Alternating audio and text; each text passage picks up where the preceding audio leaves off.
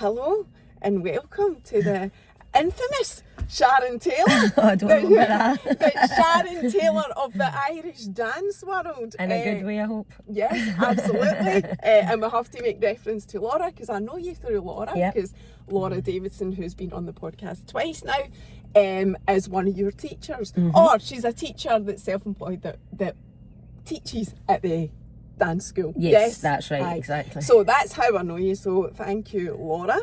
But the reason you're here though is nothing to do with that. No, nothing to do with the dancing. For a change. It's to talk about you and your cancer journey, because you had quite a frightening, obviously, diagnosis, and you got yourself through it and you worked through it. And you do share some of your story on TikTok, and you're an amazing woman, and I love your energy and everything about you. And I think if people come across you on TikTok, they will find you because I'll share your page anyway. They'll want to follow you because you've got an amazing energy and an incredible woman. I don't know. If I get time to do I like to do it, but if I get time to do it, I never thought I would do it. It's like I don't think I'll.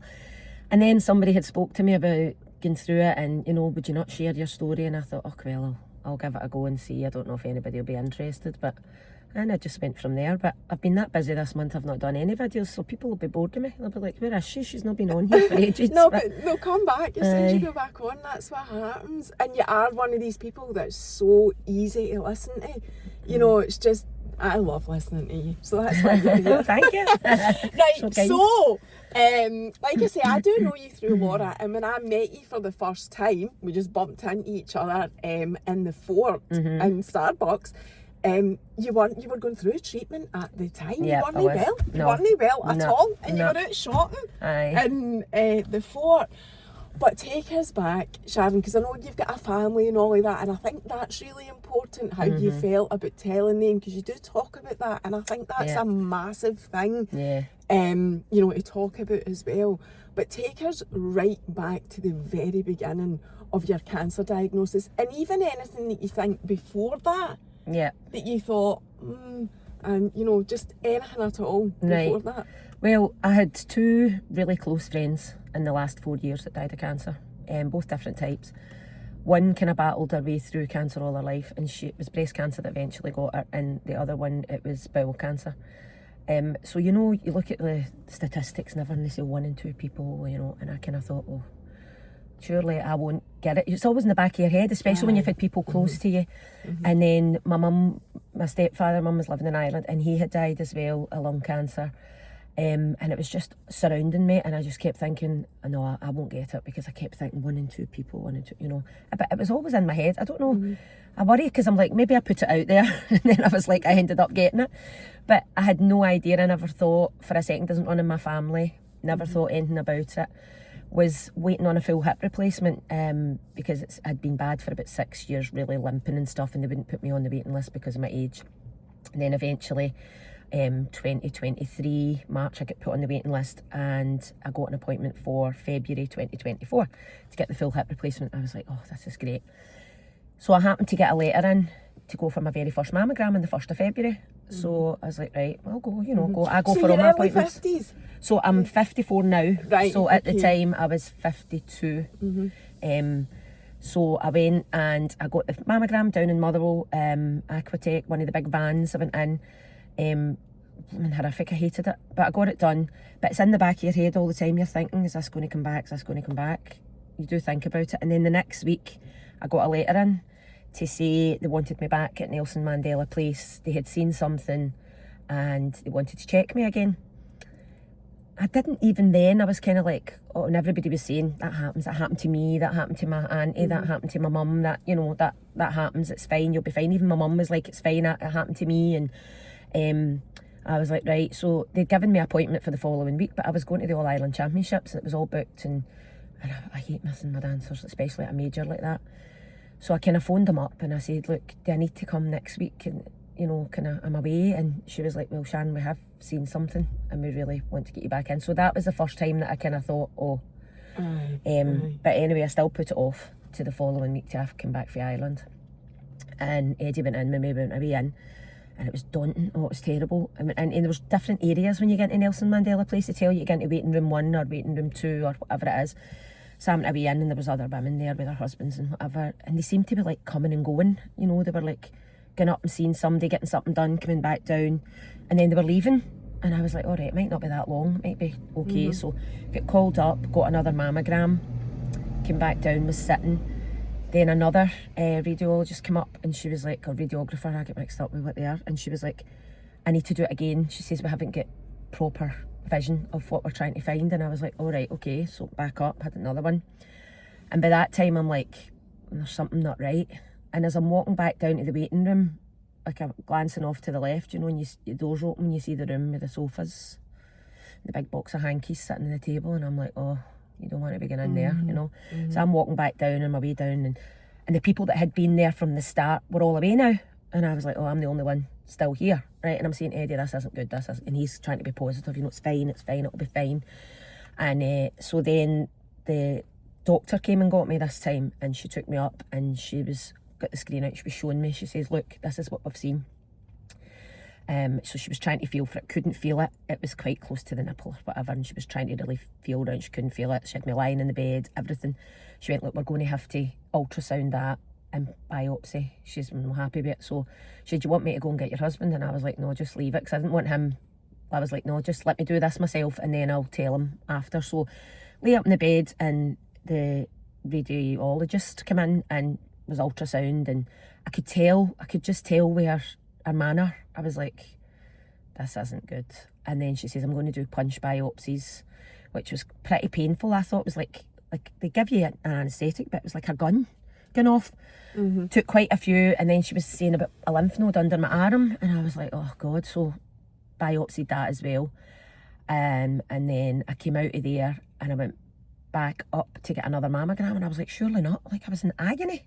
Like, surely I'm not going to squeeze this into a machine again after getting all that done. But they did. And got another mammogram, because they have to make sure that the markers that they've put in or something are in the right place. So they done that. I was sitting in the wee room, and she says, just get dressed again. I said, right. And as I was walking down, she said, Sharon, just turn into your left there and go into that dreaded room. And I was like, oh no.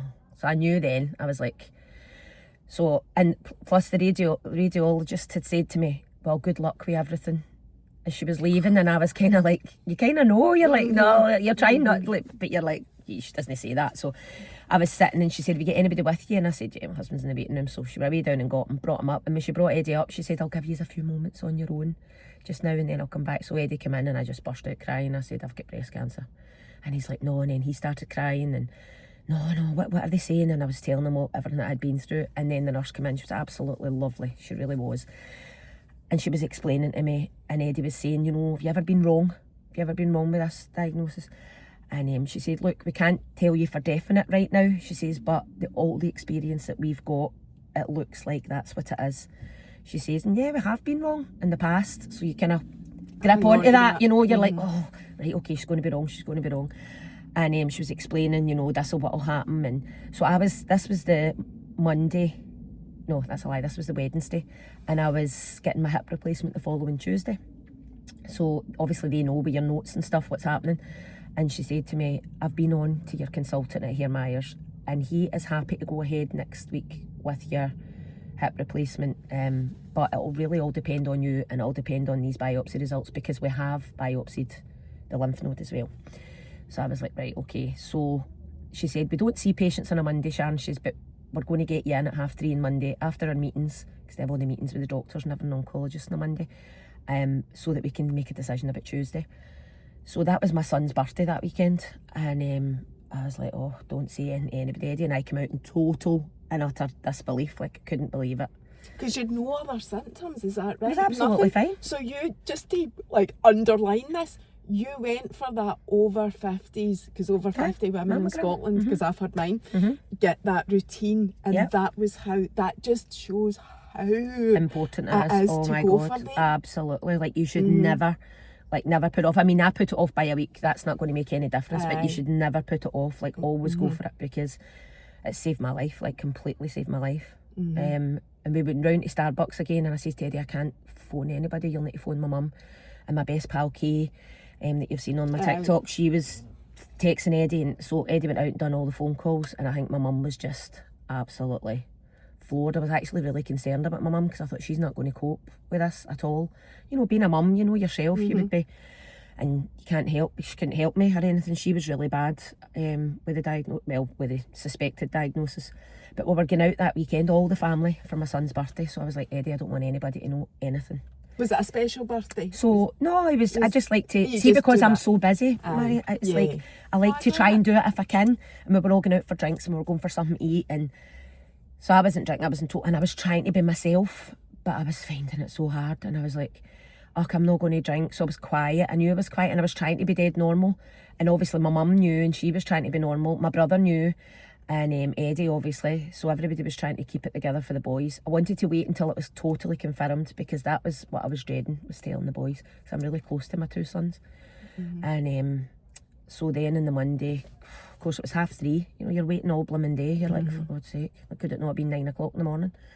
And going in, but knowing exactly what I was going in for. And Eddie came in with me and took us in to the wee room again with the hankies on the table, and she said, it's confirmed, you've got breast cancer. She said it's early, really early stage. Like, they don't like kind of a saying stage, they call it more grades. So like grade 1 is like slow growing, grade 2 is like medium growing, grade 3 is fast growing.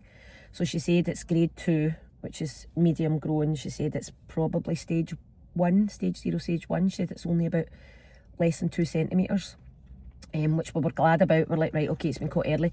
I said, what about the lymph node? And she said, no, that's just been a reactive lymph node, so that's not got cancer in it. And I was like, right, great.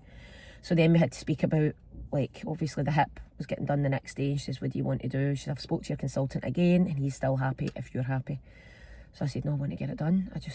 It was going to delay my surgery. That was the only thing, because you can't lie, and it was my left breast and it was my right hip, and you have to lie on your side. You can't lie on your side for 6 weeks after you've had the full hip replacement.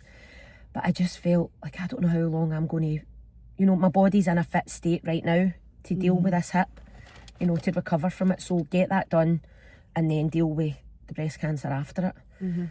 So whether it was the right decision or not, I done that, went ahead, got that done, and then I had to wait 7 weeks then for my breast surgery. I went up to Monklands Hospital, but Eddie had private medical care through his work, and it was dead because we'd only taken it out in December. So I swear they love me there, because they're probably like, you know. And what month was this? This was February. Right, okay. So this was the 26th of February I get diagnosed, 27th of February I got my hip done. 2024. Right. Yeah, just last year. Yeah, just last year. And then 7 weeks. So I went to Monklands, saw the consultant, Dr. Murphy, was fabulous. Explained to him that I had private medical care. He said, right, what do you want to do? Will you meet me at Ross Hall? I said, yeah, because it was the same consultant I was getting anyway. Doctors, So I just went, met him at Ross Hall, and that was it. Started the ball rolling. He went in, done the surgery. It was just a lumpectomy, thankfully. Because at that stage I was like, just take it all. I take the two of them if you want. Like, I actually don't care. Like, because that stage I just wanted rid of it all. I was like, right. But taking back, I've missed a bit. I forgot about the boys, telling the boys. I was going to ask you that anyway. So the Monday night when I got diagnosed, I was like, Teddy, I'm going to have to tell the boys, I'm going to have to tell the boys. So I was actually shaking. That was worse than being diagnosed. How old really was. So they're older. Like my eldest was at the time, he'd just turned 26. My youngest was 22. 26 and 22, and they were both still living at home at the time. And so I called them down to the living room, and I was actually shaking. And they were thinking, oh, we're getting into trouble for not cleaning our rooms, or we're getting, you know, they had no idea. Wow. And I said to them, listen, I said, I don't want you to worry about this. I said, I know you will, but I'm telling you that I'm fine. I'm going to be fine. And I just need you to know that I've just been diagnosed with breast cancer. But they were totally like, they were crying. They were trying not to cry. They were trying to be strong. They were cuddling me. We were all crying. And then when I went upstairs later, my eldest son came up and he said, Mum, if you're okay, then I'll be okay. And I said, I'm okay. I'll be fine. That's making me dead emotional. It was so honestly. It was. He said, if you're okay, I'll be okay. And the cards and stuff I've had for them, I even get a text message on Saturday night from my youngest son, and oh my God, I was sitting in the restaurant crying. I was into Claudio's, my favourite place in Motherwell, and he sent me, because it was Saturday, was 1 year since I rang the bell, So he sent me a text, Mum, I know it's 1 year since you rang the bell, I'm so proud of you, and that we couldn't have asked for a better mum, somebody so strong and showing us that you can, you know, battle anything and blah blah blah. So that was lovely. But yeah, they were absolutely fantastic, and Eddie was fantastic. My mum didn't cope at all when they told me. I didn't know what was happening when I got the lumpectomy and stuff. So because I was private healthcare, it meant that I was getting the sample sent away to America, so you don't get that on the NHS. I think it's quite expensive. It's about £6,000. So we've just been raising money for my pal to get treatment in America. It's not the same because she's in stage 4, so it's targeted treatment to give longevity, obviously. But I'm aware, the point I'm saying that is I'm aware that the treatment in Germany and America is far more advanced than what's definitely here. I don't think a lot of people know that. No, and how non-advanced we are in the UK when it comes to I know. cancer I mean, you treatment. feel as if it's really good. Like I had an ex-pupil go through exactly the same thing as me on the NHS at the same time, 20 years younger than me, Catherine. And she was going through all the same things, but she didn't get, so it was called an oncotype test. So she didn't get that test. They just told her she was getting chemo, but they said to me they hoped that I would just need radiotherapy. But I actually needed 2 surgeries, 2 lumpectomies, because he wasn't happy with the scrapings from the outer margins when he went in the first time. And I was like, oh, here we go again. So I had to wait 4 weeks to get another one. But by the time we went in to do the other one, it was in my sentinel, I think you call it, the first lymph node. So that was a major blow, because I did not want that. You know, I mean, I'm not an expert by any manner of means. I've done my higher biology. I know enough to know, like, your lymphatic system and how it works. And I was like, oh, this is not good. And he said, look, don't worry, I've taken it out. There's nothing around it, because I think they put a dye in, all the rest of them and stuff. It's not went anywhere else, he said. And I'm like, but how do you know it's not went anywhere else in my body, you know?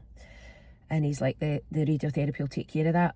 So he said the oncotype test will tell us, it'll come back with a score, and it'll tell us whether it's a chance of recurrence score, and it'll tell us whether you need chemotherapy or not.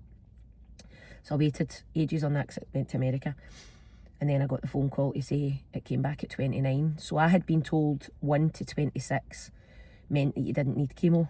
But obviously there's a grey area there. I think if mine's came back at 21, I would have been like, oh, I think I'll take the chemo. It's too close to the 26, you know.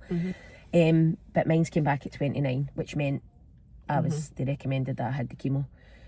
So, which was devastating again, because I did not want, I was like, how am I going to do all this and run my business? And, you know, I was just worried about it all. Wasn't caring about anything else, you know. People wasn't bothered about losing my hair, really. I wasn't. It's just like, it's just part of it. Like, you just have to, I was more concerned about how I was going to be with the treatment and day-to-day life. And, you know, somebody that's never been sick, like, I've took a couple of paracetamol in my life. I've never been in the hospital other than having my 2 kids. Never been no well, never suffered from anything. And then all of a sudden I was going to be dealing with this. So I went home and told my mum I need the chemo, and she was like, and it was funny because my oncologist, Dr. Dunn, she was Irish as well. It was funny because my surgeon was Irish and she was Irish, and I felt dead safe because I was like, I'm in with the people because I'm an Irish dancing teacher, and I'm like, I'm dead. So I felt dead safe, and she's fantastic. And she said to me, she said, you know, there are trials and stuff in America just now. So when I got diagnosed, although I was 52, I was still having my period every 4 weeks. Like, I wasn't, they were saying I was perimenopausal because I had the road rage and stuff like that, you know, like the anger and the, you know, walking behind Eddie like that, oh, just because he was breathing, you know, stuff like that. I was like, oh. And they were saying that, and they had me on HRT, but I was only on it for a few months. And did they put you on it, or were you on it already? So no, the doctor had put me on it before I was diagnosed and all that. So I wasn't even on it a year, because then you start worrying, was it the HRT that caused it? Because you hear all these stories, but they told me I wasn't on it long enough for it to have caused that. They said it was more than likely like stress, because that can be. And I used to be a complete stress head, which I've tried to change now. But so I was like, I had told my mum I'm going to have to get chemotherapy, but the trial she told me about was like I get Prostrap injections every 3 months into my stomach to shut down my ovaries. So that was to like stop my period and shut them down, because it was estrogen cancer. I had estrogen and progesterone cancer. And it was the protein HER2, they call it, negative. So, because you get triple negative breast cancer, you get triple positive, all different types, which I didn't know either. Breast cancer was breast cancer. So this was estrogen fed. So they were shutting down my ovaries, stopped the production of estrogen. I can get my ovaries out, which I'm hoping to do But now they felt my body had been through enough, and they were like, just take these injections every 3 months and that'll shut your ovaries down. So I was like, right. She said that in America they're doing a trial that they think that the Prostrap injections are going to do just as good as the chemo. Wow. This is what she thinks. She said it's going to take about 5 years to prove it. So then my mum jumped on that right away. Well, if you're getting the Prostrap injections, you don't need. Mum just didn't want to see me sick. She was like, do you really need the chemo? And I was like, Mum, like, I'm not taking any chances. I'm taking the chemo. So that was hard for her. And like the lymph node thing really, really bothered me. I was really worried about that. And still to this day I worry about it. I've not had any effects from it. Some people end up with lymphedema and stuff like that, and their arm when they get lymph nodes. But I only had the one taken out, and touch wood, it seems to have worked. It seems to be fine. But you just don't know. And I had got the second surgery, and he said to me, Sharon, I took loads the second time just to be safe. And when I went back to see him, he said there was absolutely nothing in the second lot that I took, nothing at all. It was all clear, which made me feel good. And then I was going to start the chemo. So I was like, right, well, you hear about this AC, the Red Devil, they call it. It's supposed to be absolutely horrific. I've been watching loads of people on TikTok that were having it. And I was like, right. But I was like, get your big girl pants on. And I got up that morning. I went for a blow dry the day before. I got my hair all blow dried. I thought that's probably the last time I'll be able to do this. Went to the hairdressers. My hair was all lovely. Makeup all on. Fake tan all on.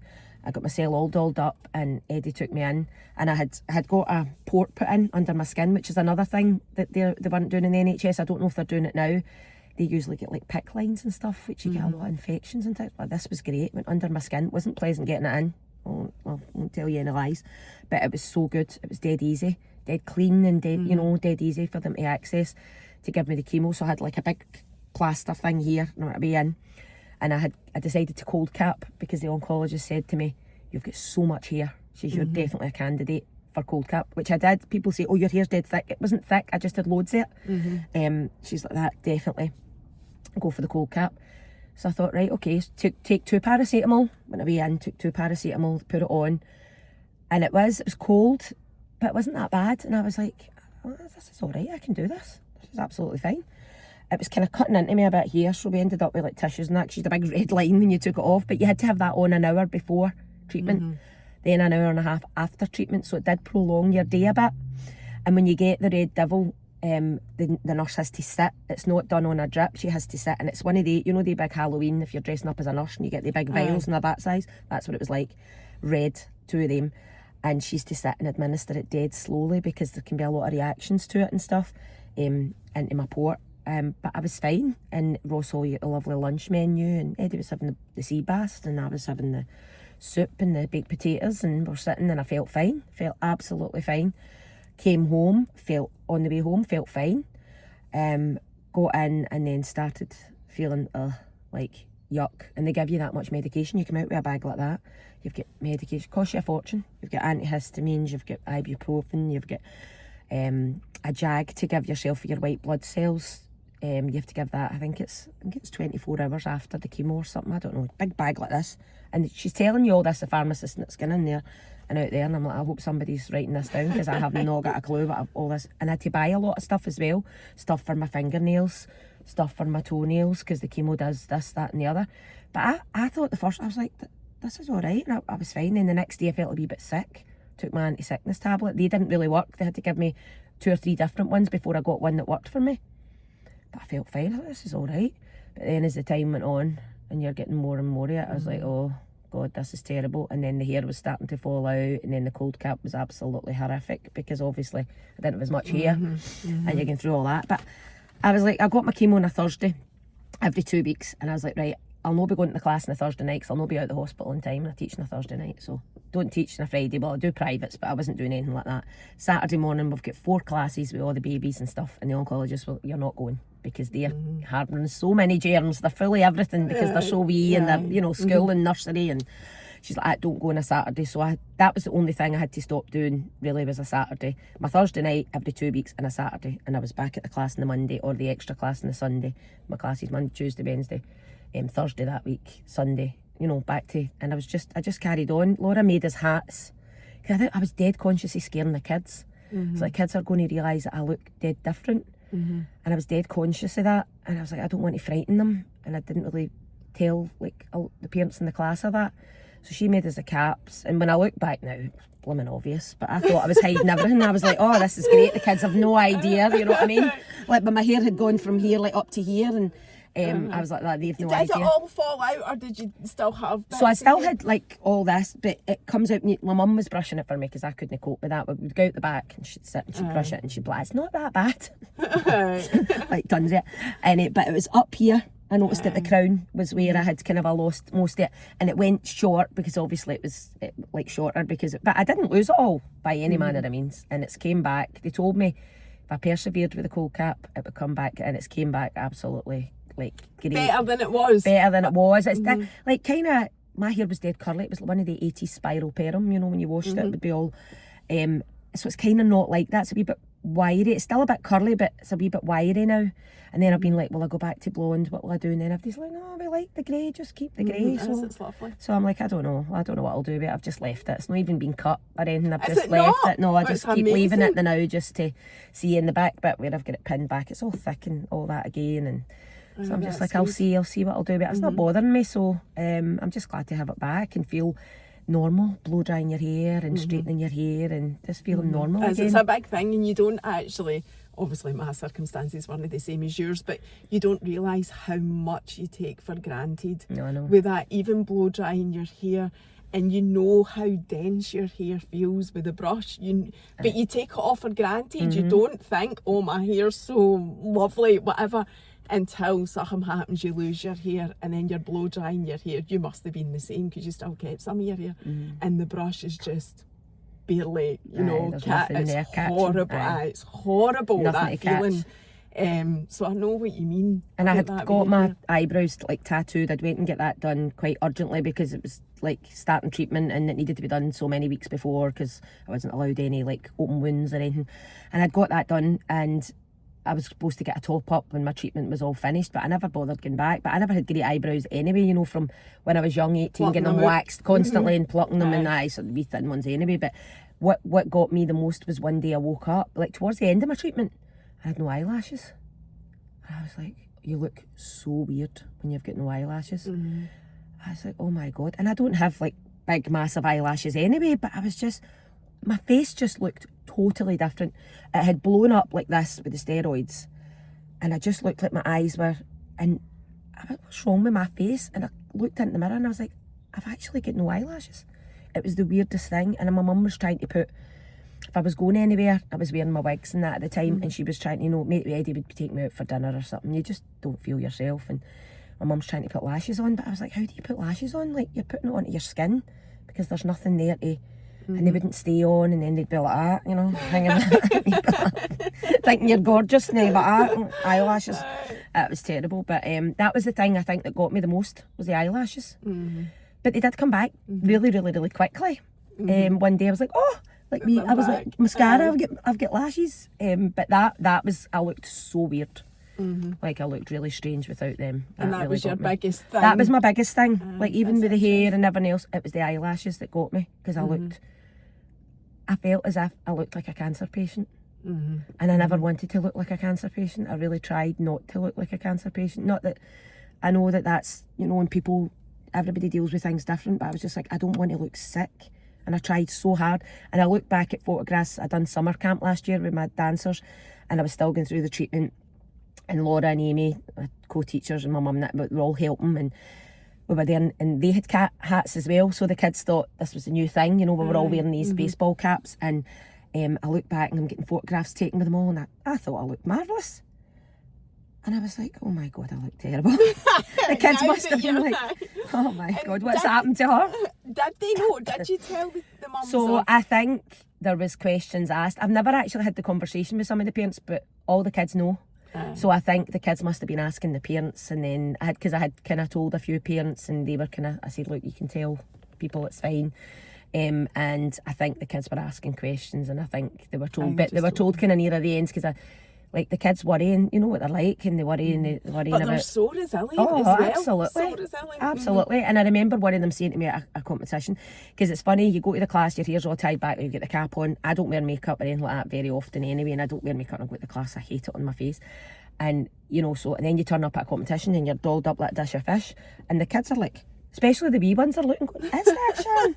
Like, oh my God, I've never seen you look like that, you know, you look so good. And I remember having the wig, and I'd got the kind of one out of Peruche, and it was like the curl in it, so it was quite like what I would have done with my hair, and it was really blonde, and I loved it. But I hated this bit here, you know, I felt as if you could really see, but it was a really nice wig. I really liked it. And I was at the competition, call it a fesh. I was at the fesh, and I thought it was fabulous, looking great, and I'm walking about, and this kid comes up, and she's 9 or something at the time. She's like, Sharon, have you your hair all done? Have you all dyed? And I'm like, yeah, do you like it, Caroline? She's like, oh, it's absolutely gorgeous, I love it. And I'm like, oh my God, like she has no idea. But I don't know, because then her mum said, or her auntie, I can't remember who it was that told me, she'd actually gone home and said, is Sharon wearing a wig? You know, so they kind of like they did know. But they know wigs as well, though. So you've got to factor that in, because it is all wigs that the kids wear, isn't it? At the fesh. So they know wigs. So and maybe a child that wasn't involved with dancing, that didn't wear wigs, wouldn't have known that. So you do need to factor that in. So how long were you going through the treatment for? How long did that? And were you okay going to class through all of that? Well, I was tired. I was really tired, but I was determined. I was like, I'm not having these kids suffer because I'm not at class. I just couldn't. I've got OCD totally anyway. Like, I'm a control freak, and Laura and Amy will vouch for that. But and I like things done in a certain way, and I just, it kept me going. That it definitely helped me get through it. I just couldn't be one of the people, and I know everybody copes with things different, and it's absolutely fine. You have to do what's right for you. But I couldn't lie in my bed, and I just couldn't. I would have just felt so sorry for myself. I was like, no, not at any time you're going to feel sorry for yourself. You're going to battle this. I'd rather come out and be like fighting, and you know, I'm doing this, and I'm strong, and I'm going to get through this. And I kept thinking, I kept being dead positive. I'm getting through it. I'm getting to finish this treatment. I'm going to get, you know, I never wanted to ring the bell ever, because I was just, I'm actually get dead embarrassed with stuff, believe it or not. And I'm like, people think I'm dead confident and I'm this, but I actually hate stuff drawing attention to myself, she says, it goes on to TikTok. But I hate all that. So I'm like, I just want to get through this. I just want to get back to normal. This isn't going to beat me. It's not. And I just kept saying it. And I wanted to show the boys that I could do it, you know, and because I did not want them worrying for a second. You know, they would come and see me when I'd had my treatment on the Thursday, and I'd maybe be in the sofa, and I'd be, you know, the recliner would be back, and I'd be feeling a bit, and they'd be like, how are you, Mum? I'm fine, boys, I'm just feeling a wee bit seedy, I'm all right though. And then I would go up to my bed, and then the next day I would be okay, like feeling a wee bit sick and tired. And I would all day, I would just stay in the house and relax and recover, and then be out at my class at night. And I managed to do everything that I would normally do, as I say, apart from every second Thursday and my Saturday classes. And that was just to protect you though? That was just to protect me from, well, I couldn't go on the Thursday I had the chemo anyway, because it was too late, I wasn't home in time, but, and well, I wouldn't have been able to, but the Saturdays was just to protect me, from like any germs, or because your immune system is totally like shot. The first time I got the chemo, I remember the dosage, they give you this, like, they have this thing about your height and your weight, so, and they give you what they think is the correct dose for you, but it was too high. So you've got to watch, there's quite a high risk of sepsis when you get it, when you're on it. So you've got to watch your temperature. She had to get the temperature thing. I'm like, oh no, went to my bed. And I was like, I said, Eddie, this isn't right. I need to phone them. Like, and I was phoned them. I didn't want to phone them because I didn't want to go back into the hospital. You know, this was like the first week I phoned them, and I felt like I was failing. This isn't going to agree with me, and you know, and right, straight in, no, pack your bag, come straight in, somebody be in the ward in Ross Hall. So 3 times I ended up in the first week with a high temperature. So then the next chemo that I got was delayed, so I never got it, and I had it in my head every 2 weeks. I know the date I'm finishing, this is what I'm doing. So that was setting me back as well. I was like, oh no, that's it, delayed now, that's it, you know, it's going to go on forever, and you're trying to, and she's like, look, we can't give it to you now, we need to get this temperature back under control and whatever. So just delayed it by a week. So, and then after that, they reduced the dose, and it was plain sailing after that. Not plain sailing, but it was fine. I didn't have any other problems, any other issues. I landed in, I remember once, I think after that, I think it was when they changed to the paclitaxel, my temperature went up slightly. and they wanted to do blood cultures and everything, and they had to get the guy in, because it's not a 24-hour hospital, I don't mean that, but it's not got like A&E and all that in Ross Hall, so I was like put into like a surgical ward or something, and then they have to call the oncology nurse in on call, and then they had to call the guy in that does the blood cultures, and he was in Edinburgh, and so they're like, you're going to be staying in tonight, and I was like, oh, I'm thinking to myself, a workshop tomorrow, this was a Saturday night, I'm starting at 12 o'clock tomorrow, I better be out of here for this workshop at the YMCA tomorrow. So they're like doing the bloods, taking the bloods, and I'm like, right, and I must have been an absolute pain in the neck to the nurses, because they weren't even anything to do with me, because they weren't oncology nurses, you know, they must have been like, oh, we've got another oncology patient in. And then the next morning, 7 o'clock in the morning, I'm sitting up at the table, and I've still got the Ventolin in my hand, and I'm sitting up, I've got the telly on, and I'm sitting there all washed and dressed, and the nurse comes in, and she's like, where are you going? What are you doing out the bed? I says, I need to go. I says, I need to be out here. I've got a workshop at 12 o'clock. And she's like, Sharon, we're still waiting, and your blood's coming back. Like, you can't, and we need to do more blood. I says, no, you don't need to do any more bloods. I had them done twice last night. You don't need to do. She's let me go and look at your notes, and she goes, oh, sure, true enough. I says, when can I get this out? And I'm phoning Eddie, and Eddie's like, will you just settle yourself now? Will you just settle yourself till they tell me? No, he was there for me at 9 o'clock, and I got out and I went straight to do my workshop, but just things like that just kept me going. Like, it kept me dead positive. More mentally, would you say? So it was the mental side that was pushing you more than physically, how you felt? Yeah, physically how I felt tired, I felt drained, but I just kept pushing. And the oncologist kept saying to me, you're going to have to take it easy. She said, this is going to hit you hard when you finish. And the oncology nurses said that to me. She said, this is what usually happens. Somebody that fights their way through it then suffers after it. And I did a wee bit drop down after it, and I had a saw a guy. Yeah, you're jumping too far forward. I know, I'm sorry. Because I'm going to ask you about that. So you did how many weeks was it of the treatment? So I did 4. So it was every 2 weeks, so 4 sessions of AC, then 4 sessions of paclitaxel. So it went on from like end of May or beginning of June to the 19th of September. That was my last one. That was the day before my birthday, was my last chemo. And they had all my room all decorated and that for my birthday, the nurses and everything. It was the day before my birthday, was my last chemo, the 19th of September. So it went on from then right through. And then, so at that point, what do you know about your prognosis? So you're constantly wondering about that, like you're currently asking, and the nurses are a wee bit, because everybody's different. So I remember going to see my oncologist, and I took Kay with me, and I was like, Kay, I can't ask this question. I said, you have to ask it for me, because I'll probably cry. Because when I was finishing my treatment that year, dead emotional, because it does hit you. Did really hit me hard after it. I'm going to ask you It did, really did, and I kept thinking, no, I'll be fine, I've worked my way through that. No, it did hit me hard. So Kay wrote down a load of questions, and she was going with me because Eddie was working, and Eddie had taken a lot of time off work, you know, and I was like, look, it's fine, Kay can go with me. And Kay had went for a coffee at Starbucks. She'd written all the questions down. I said, the main question I want to know is, am I cancer free? Like, that's what I want to know. And do they tell you that at that point? So she went in, and she was asking all these questions, and then at the end she says, Dr. Dunn, Sharon really wants to know, is she cancer free? And she said Sharon was cancer free the day now our Mr. Murphy took the biopsies. Wow. And I was like, oh my God, I've been thinking all these months, and I didn't realise that I was actually cancer free then. Aye. And all my treatment, as she called it, was preventative. I was just going to ask that. And that's what she said. It's preventative to decrease your risk of recurrence. That's why I was getting the treatment. She says, we're doing everything we can to stop this coming back. So going back to what you were going to talk about, which is amazing, by the way, that, you know, as you say, that routine mammogram saved your life. Aye, absolutely. How you feel, because I've had quite a few cancer patients on my podcast, because I do try to keep it, like, you know, reoccurring, because it is so important, all the types.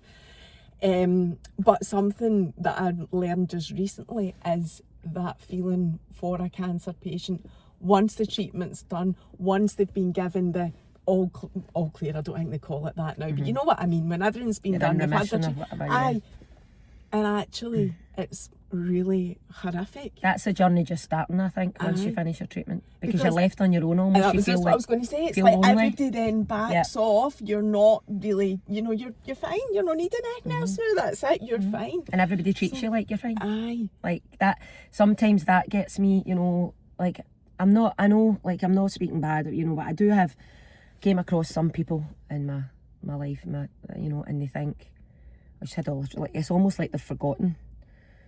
Like, and not that I'm wanting to dwell on it. I don't mean that, but you know, they add stress to your life and all that, and I'm thinking to myself, can you know, just give it a rest? Like, I don't need stress. I'm trying to be stress free because I don't want this to come back, and stress was a big factor, without a shadow of a doubt, and it changes you completely as a person. Somebody asked me that the other day, and I was like, totally changed me as a person. And now really try. I still stress. Like, you can't change yourself entirely. You can't. But I do try and put things into perspective a wee bit more, and try and. Is that what you do? Because tell us about that. How did you cope with it? So first of all, like, how you were feeling, but then going on to just managing life now, because women of our age, I think it's, for me, it is something I think about all the time, you know, because you are worrying about HRT. I'm on HRT as well, but I don't not take it because of the fear of cancer, because for me, it's the lesser of two evils. Like, your life is no worth living for me without HRT anyway. So, you know, it's just... So therefore it is something that you worry about, even although I do trust the science and the you know the research that's there on it, but you still worry about it whether you've had any experience or not. But for you, it's even more real because it has happened to you. Do you know what I mean? So you're having to live with it every day, thinking that could happen again. It could come back. And especially, like, I'm on medication, I'm on letrozole. People get tamoxifen, people get letrozole. She put me on letrozole. There was a 2% better, like it's better by 2%. I was like, I'll take the 2%, I'll go on the letrozole. So I'm on letrozole, which again is to stop the production of estrogen in the cells in your skin, and I didn't even know that even happened. And there's things like, people have been, you know, you try not read too much, but people say, oh, you drink alcohol, it increases your estrogen levels, and I'm like, oh, I like a glass of wine and going out for my dinner. So I've kind of tried to stop all that. Like, I do, if Eddie and I go out for a nice dinner, I'll have a glass of red wine, but I'm conscious constantly of how much of it I'm taking, and that's all a fear. And then my pal was like, oh, because my joints are sore with the letrozole, that's a side effect. I don't really feel it anybody else, but my hands in particular. And she's like, oh, turmeric's great for that, blah, blah. So I started taking turmeric, and then I was talking to a girl at a competition, and she'd had breast cancer, and she said, don't take turmeric, it increases your estrogen level. And I'm like, oh my God, stop. I've got a big bag of that in the house, stop taking that. You know, like, things that you don't know, and things that you're trying to, everything seems to increase your estrogen level. And I can't take, obviously, HRT now, and so all the menopause symptoms are horrific. They're horrific. And like, I feel bad for Eddie all the time, because I do feel like, I don't know, like, you know yourself, they're breathing and they're annoying you, and he sneezes, and it annoys me the way he sneezes, and you know, stupid things. It's not fair on him, and I'm conscious of that all the time. And my mum's like, oh my God, you're so crabbit. I'm like, and I'm conscious that I'm crabbit, and I'm trying not to be. Because I try not to be that crabbit old woman. I keep thinking I don't want to turn into a crabbit old woman. I thought there was an HRT that they can give hormone-related cancer. I don't know anything about that. I haven't asked. When I get the ovaries out, and I want them out, but they're like this. When you get these ovaries out, that's it. Straight in, like, you're straight in. I know that now it's like almost like a slow process of the menopause. That'll be you straight in, bam. Like, no holes barred. You know, bam. That's you. You wake up and that's it. And I'm like, but I just want it done. I want the ovaries out, because it's another thing that I keep thinking that I've still got them, and what if they're still producing a wee bit of estrogen? You know, like, constantly, and appointments constantly. Like, my calendar's going all the time. I'm like, oh, I can't keep up with these doctor's appointments and this and that. And, I mean, it's great because I'm getting reviewed every 6 months. I see my oncologist in December, and then I'll see my surgeon in May, and I'll get another mammogram. So I had my first one in May this year, and it was all clear, thankfully. But you don't know, what worries me now is Catherine, I was telling you about, like, she won't mind me saying because I've spoken to her, but so she's 33, and just about a month ago there, she phoned me, she says, I'm breathless, I'm going to doctors, and I was like, oh, that doesn't sound good. And it's back, and it's around her lung, and but now it's changed from estrogen cancer to triple negative cancer. Apparently that can happen. It's changed, and I'm like, oh my God. I think she's younger, and I think the risk of recurrence when you get it when you're younger is a bit higher than when you get it when you're older, but I don't actually feel like I'm that old. So and that's been in my head constantly since she was diagnosed again, and she's back getting the chemo and stage 4 now. And that's what you're talking about, that people don't appreciate the impact after you're all right of really what is going on. No, everything there. affects you, everything. What did you do, Sharon? What did they offer any sort of counselling or support or anything after it? Well, they did say to me that you can, you know, go for, they would recommend if you feel as if like you might need to go for counselling. So I just used the private healthcare, went to counselling, and the guy was dead nice. But I remember telling my oncologist, and she went, "Why did you see a man? What do they know about hormones? They've not even got any." He's like, "You should have seen a woman." So I don't know if I need it now, because like it was all right, but I felt as if we never spoke about the cancer. We spoke about all my problems in the dancing world and all the people that were annoying me. We spoke about that rather than like the actual cancer, which was weird. So I don't know, maybe that was annoying me more than the cancer was. I don't know at the time, but I probably might have benefited more from seeing a woman. But like I feel okay now. It's just you get, most of the time you're pushing it out your head. Like they've got she's got Maggie's, you know, Maggie's. And I went there once. One of the parents in my class had been diagnosed, but she only needed radiotherapy. She didn't need chemo, and she'd been diagnosed a couple of years before me. And she took me up, and she's like, "Go in," when I was first diagnosed. But I just felt dead sad in there, and like seeing everybody, and I was just crying. I didn't want to do that. So I've never went back. And you know, it's not for everybody. I know it is for some people, but I just don't think it's for me. No, like going in and not dwelling on it, but just being constantly reminded of it. I was like, and I don't know whether that's right or wrong. You've got to do what works for you, but well, it is right. If it works for you, then that's right for you, and that's it. And you keep saying that, and I mean, I think everybody knows that. Doesn't matter what's happening to you in your life, you've got to do the right thing for you, whatever your circumstances are. So nobody's judging you on that. And the other thing is, unless they've walked in your shoes, nobody's got a right really to have a judgment or an opinion or whatever on it. Everybody's got opinions, but you know what I mean.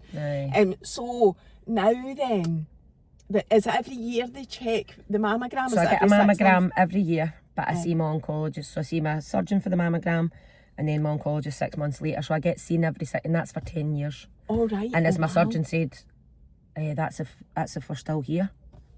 And I was like, thanks for that. I mean, anything could happen to him. He could get hit by a bus. I know. I think he was meaning that, but I was like, that wasn't helpful. Like, you know, that's not what you want to hear. Like, don't say that. So that's fine. Your actual health care is taken care of in terms of they keep monitoring and whatever. But mentally, like, I want you to talk about this stress thing that you're saying, because I also think that's hugely underestimated. The connection between health and stress is mad. I mean, that's what they said to me as well. It's massive, the amount of things that can affect your life physically through stress. And you have no idea that it's actually affecting you that way. And when people, but did you feel like this when they said to you stress, you know, that way, you don't want to admit it, but you're like, oh my God, I know that's what it was. I could pinpoint exactly what it was. Exactly. So what's different now? What do you do now to keep that at a much more acceptable level? Well, I try so hard. Like, I'm one of these people, you know, you go to bed at night and my head is racing constantly. And I'm trying to count sheep, and you try and do this, you try and do that, and it still goes back to like one of the steps in the dancing, or I'm not happy with her doing it that way, and I want him to change that bit, and my head's going, or it's something about the house or something that I'm getting, like, it's terrible, my head is, and I try really, really hard I try dead hard to clear my head. And what helped was I thought, right, this let them theory that they're all talking about, I'm going to get that as well. I know. So I went and got it, and I'm like, because I struggled with it at first. Because it is controversy, but I think you've got to understand what it means. It doesn't mean let people walk all over you. That's exactly the way I took from it. It doesn't mean that. What it means is the things that you can't control do not absorb your brain with. And it's not the difference. It's a bit like the what's it called, the prayer that they use in AA, the Serenity Prayer. It's actually exactly the same, except she's turned it into, you know, my gran used to say let them. Mel Robbins admits herself she didn't invent the let them theory. She just took it and made it into a book and whatever else. But your mum probably says it and said it to you when you were wee, you know, if there was a bully in the class or whatever. I'll let them do what they want, whatever. But yeah, it's so important to know that it's no saying difference. Because I did from the very beginning when I read it, I was like, and I was trying to do it, let them. I was saying, let them. And then the next minute I was like, let them what? Walk all over me? No, they're not going to walk all over me. And I started, so then I had to go back and I really read into it again, because she does say that at the end, like read it again if you feel like, because you've not taken out of it what you're supposed to.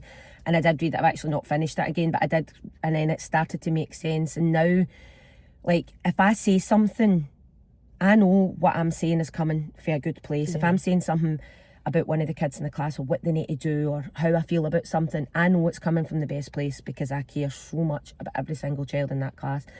How their parent takes what I say is completely out of my control. And I have to try and learn that.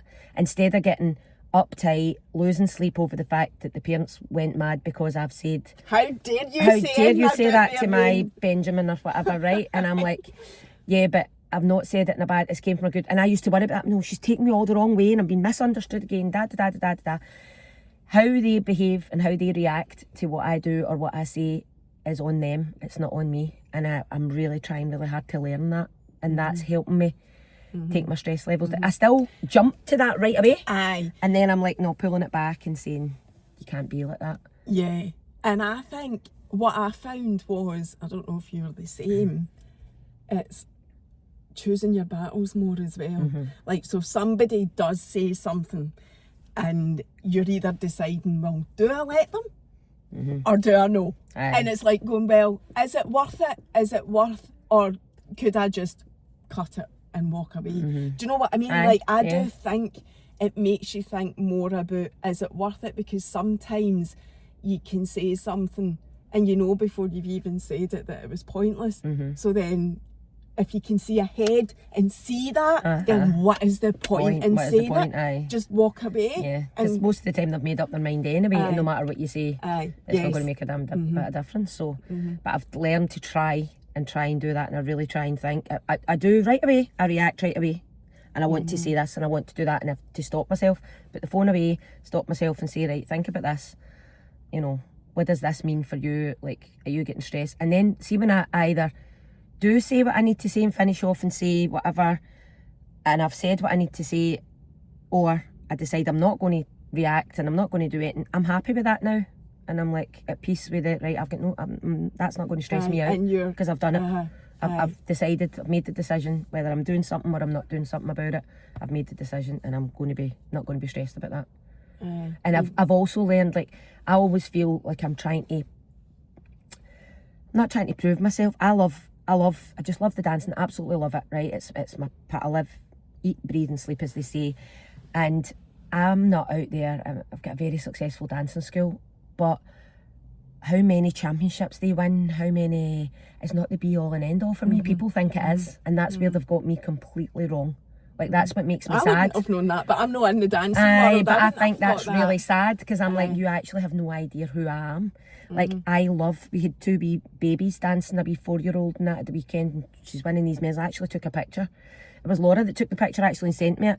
And the two kids are like, I can't tell you how happy these, and they're this size, and they've got medals, and it could have been highly commended. It could have been 15th place, 20th, and they are ecstatically happy. And I'm like, that just warms my heart. That's what this is all about, because they're feeling the passion that I've got for this dancing. It's not about, yes, it's absolutely fantastic to have all these champions, fantastic world champions, it's amazing, but it's not the be all and end all. And I also think that some people out there think, you know, not everybody, but there are some people that think when they're successful in the dancing, really successful, that they've done all that themselves. You haven't really contributed, which is sad as well. You haven't contributed, but it's fine. I don't need people praising me left, right and centre. Like, I don't, like, that's not what makes me the person that I am. But they think, and I've tried to learn and say to myself, well, like, I don't need to prove myself to anybody. I've been teaching for 30 years, for a really successful career.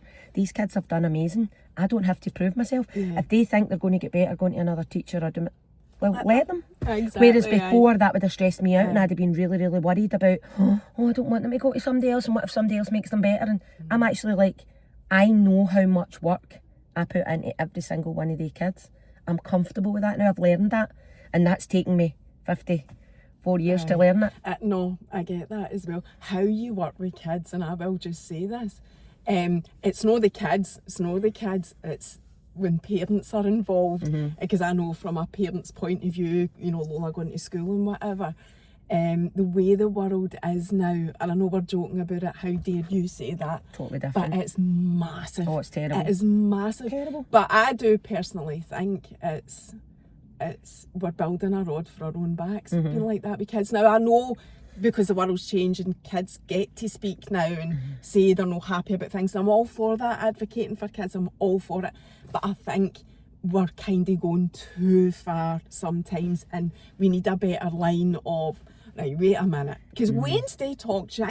Let's be honest, they talk utter You can say something crap. at the class and they go out and say to their mum and it's completely turned upside down and back to front. But most of the time what's happening nowadays, whereas when I was away and you weren't believed a single word, which wasn't right either, but nowadays it's every single word your Wayne says, parents are taking it as gospel, and it's just went too far. It's totally ridiculous. Totally agree. So I don't know how you cope with that, because I always say I couldn't be a teacher of any sort, because of the way the world is now. I mean, I know my sons are older, but my youngest, the two of them played football, and the youngest played to a really high level. He's a really, really good footballer, and I used to go and watch him at the side of the park, but I would come away and I would be making sure he was studying.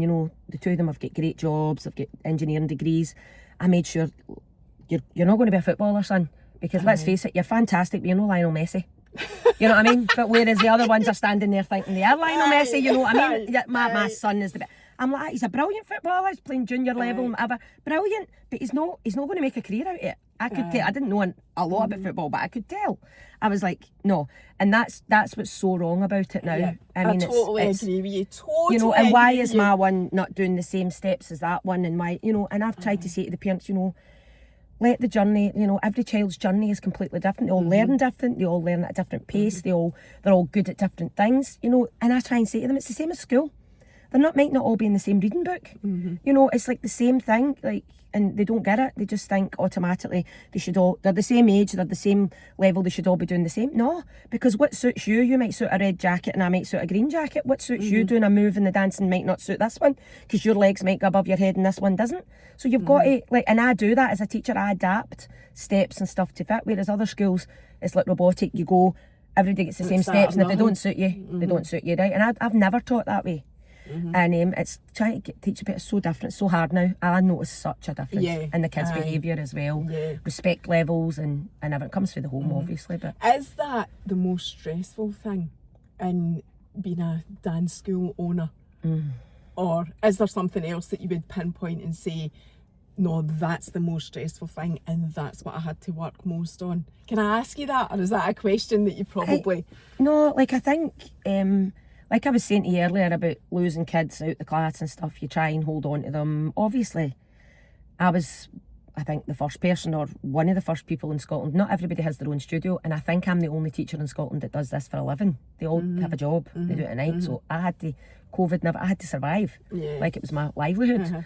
And it's not all about money, because I don't charge probably what a lot of other people do, because I'm so passionate about it. But at the same time, the studio has to be paid, the teachers have to be paid, and I have to try and keep the kids and the parents happy. It's a stress. It's a stress. So is it the whole balancing? Is it the balancing? Yeah, balancing it all is, and at the same time, all the time in the back of the head, you're thinking, right, I've got a kid here that could go there. I've got another kid, and I try and say this to the kids. I said, we've all got different goals in this class. Some of us are trying to get a recall to the final round. Some of us are trying to get a medal. Some of us are trying to get on the podium. Some of us are trying to win the World Championship. Some of us, we're all at different stages, and your journey will be with us. We'll work with you to achieve your goal. But that's what's hard, because kids see somebody and they say, oh, she's working all the time with her. She's not working with my daughter. And I'm like, no, but I'm working with your daughter. It's just that your daughter's, at a different stage for what this one's at, or it's dead hard. You can't keep everybody happy, you can't. And I went through my life trying to do that, and now I don't. So I'm like, that's just the way it is. I work so hard with every kid. Every kid's important to me. Every kid's goal, if they achieve their goal, I'm delighted for every single one of them. It doesn't matter what it is. Doesn't matter if it's a medal in the beginners or it's a world championship. It's amazing, and the kids are amazing, and you know. And you have managed your stress better then, so you Definitely feel you trying. can still continue with your dance school. Yeah. I'm managing your trying. stress I'm trying stay to get healthy. better at it. I'm trying because I don't want this to come back, and it's constantly on your mind. I get sent for an X-ray a couple of weeks ago because I sore back, and I'm like, oh, and the doctor's, look, I'm going to send you just because of your history. I mean, I'm getting bone infusions as well every 6 months. So that's to stop. I didn't really understand what this was. I thought it was like strengthening my bones, but obviously because breast cancer, it's quite common for it to come back in your bones. So if a wee cell somehow, even after the chemo and the radiotherapy, has managed to escape and go to the bones, this stuff that I get apparently like suffocates it almost, surrounds it, suffocates the cell and doesn't let it spread. So I'm getting that every 6 months, and I get it for 3 years. But they still sent me for the X-ray, and then the doctor phoned me on Friday, the doctor's surgery, and they're like, oh, I'm on to making a telephone consultation appointment. The doctor needs to speak to you about your X-ray. I was like, oh no. She went, the first available I've got is the 5th of November, and I went, so I need to worry now for now to the 5th. And she went, oh no, she said, it was anything urgent. It would have been so it kind of a thing with me a wee bit, but still in the back of my head I'm like when's the 5th of November, so I can find out why they want to talk to me. It's probably to tell me my other hip's knackered, that's probably what it is, but I'm like, you know, but I think it was muscular anyway, but still in your head you're like, oh, You're just constantly worrying. and you try not to, but it's hard. I hope then, that's us just another, I hope obviously that everything continues smoothly for you. You've had it, you have had an amazing journey and an amazing story, and just to finish off by saying again, you've got to go to these, because so many women don't go to what the I'm telling you, everything, And smear tests, everything, you have to go. Like, I know it might be frightening, the thought of it, but like, it's over and done with so quickly, and it can save your life. Yeah, I also think as well, we're so lucky, especially in the current, you know, climate with the NHS and whatever, that we're still getting these. I mean, there's no talk of it going anyway, but I think like that. Oh, absolutely. I think anything could happen, and what if they stopped? Aye, so that's the parting comment, I think. Would you agree? Yeah. Go for Definitely your go for routine. any of your routine stuff that you need, definitely. Smashing. Yeah. You've been amazing. Thank you. Thank you so much. So much. And we'll Thanks see for you next inviting time. me. I'll You're see you next welcome. time. Thank Bye. you. Bye.